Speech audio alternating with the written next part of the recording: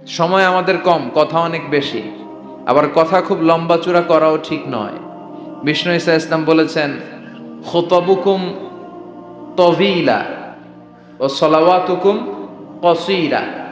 কিয়ামতের আগে তোমাদের খুতবা বক্তব্যগুলো লম্বা হয়ে যাবে আর সালাতগুলো ছোট হয়ে যাবে।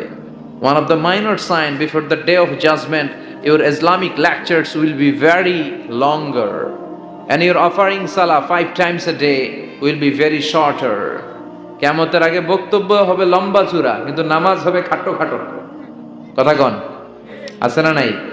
এখন বক্তব্য শুরু হইলে লোকজন উঠতে চায় না, কয় হুজুর আরো করেন। ওয়াজ অনেক টেস্ট লাগে, নামাজ টেস্ট লাগে না। আছে না নাই? উল্টা হয়ে গেল।